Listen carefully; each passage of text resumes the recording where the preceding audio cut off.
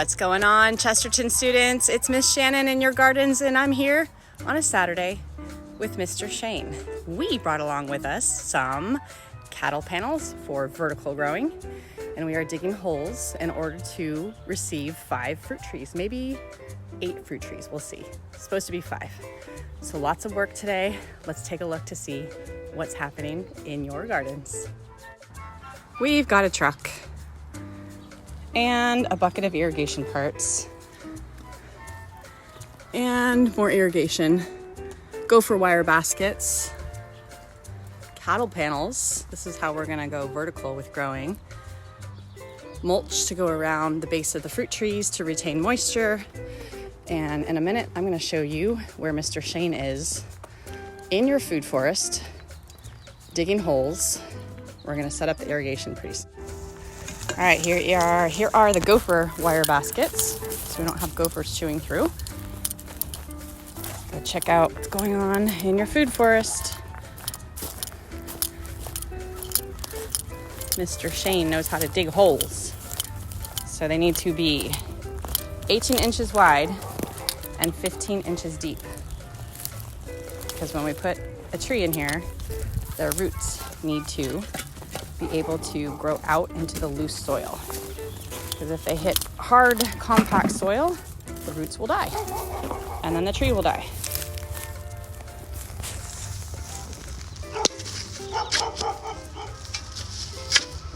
Lots of work here.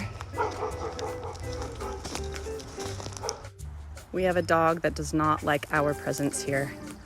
Okay, so thinning the peach tree. We need to keep a peach, remove a peach, remove a peach, remove a peach, remove a peach. Okay, there needs to be hand width or more distance in between. So remove, thinning peaches. Because what's gonna happen is this branch will get so heavy that it will fall down and break from the weight. And the tree needs to have the resources to put into developing all the other fruits. Okay, thinning peaches 101. Your fig tree is massive right now. Remember, this is the tiger stripe fig. This looked really cool in the fall. So it's gonna be developing some of those awesome, really cool colored figs pretty soon here. This is a weed in between, growing in between here. It's really pretty, but probably should get that removed. Your apple tree should also probably get thinned. A lot of apples on here.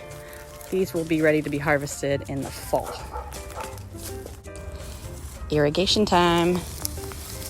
Connecting to the existing irrigation lines with your trees. 1 hole with gopher basket. 2 hole. 3 hole. 4 hole. 5 hole. We do not have the ability to do 3 more holes. It's too much work.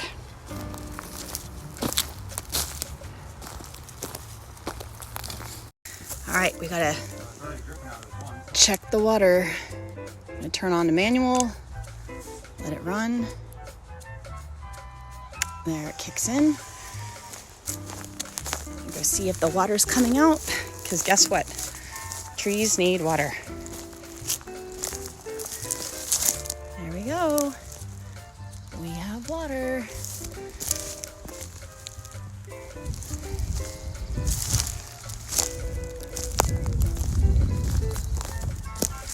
A little bit of water.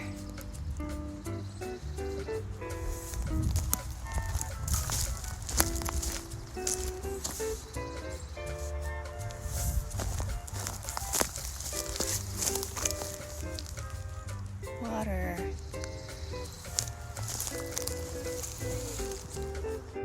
All right, now Mr. Shane is weed whipping around the base of your trees just to clean everything up a little bit. He's way down there, you can hear him. I cleaned out your potato bed, harvested lettuce, and all of the golden beets that were in here, and a whole bunch of carrots. We're gonna take that harvest over to Home Depot and give it to the associates there to thank them for all the free stuff they've been giving us for your garden, including soil and mulch. And there's the Home Depot buckets. Thank you, Home Depot. All right, check it out, guys.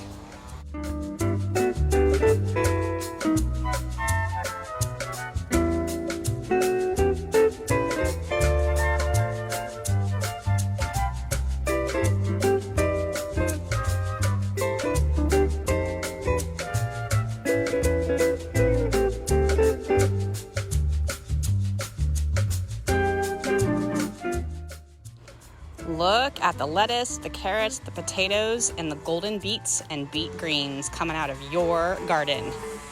Awesome stuff. Feeding your worms. I put a bunch of frozen food under there, food scraps.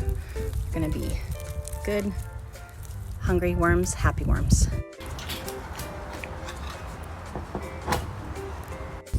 Check it out, there's one. We're gonna do 2 more. Vertical growing. 1, 2, 3. Now we zip tie and we flush cut. Okay, here we go. We're putting in some birdhouse gourd seeds and some Corsican hard-shelled gourds. They don't come out like that. You have to carve them into something like that. So I'm following the directions. It's the right month. And got a couple mounds, cleared out a few spots here. Let's see if we can get some birdhouse gourds and some Corsican hard-shelled gourds growing in your gardens. Okay, we're now the next day. We're back in your gardens.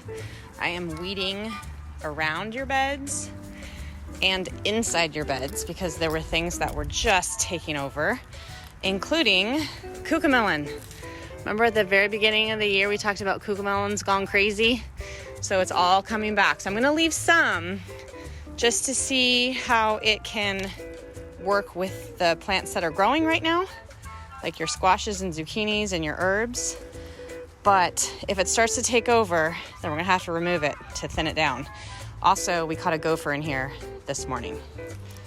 No gophers. So same thing in this bed, started taking some weeds out, leaving the things that we want to see. Look at the flowers here, you guys. Have you been in the gardens lately? The bees and the hummingbirds love this. Now we're working on this bed because this red Russian kale has completely taken over again. There's nothing really growing all that well in this bed, including the strawberries, just because they're getting overcrowded.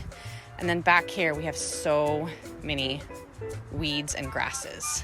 So I'm working on this on a Sunday morning in rainy San Diego at Chesterton Elementary. All right, 2 hours later, we finished cleaning up this bed, removing all that red Russian kale over there in that pile. And I added some fresh soil. We're gonna go ahead and plant some seeds in here, including some bean seeds and nasturtium seeds that I soaked in water. Remember what that does? Soaking them in water for a few hours all the way up to 24 hours. It helps increase or speed up germination. So these beds look pretty good. I finished weeding out this bed. And hopefully we will have some new things growing in these first 3 beds. All right, hopefully you guys get a chance to come into the gardens this week. Thanks to Sage Garden Project. Come enjoy your Chesterton School Gardens.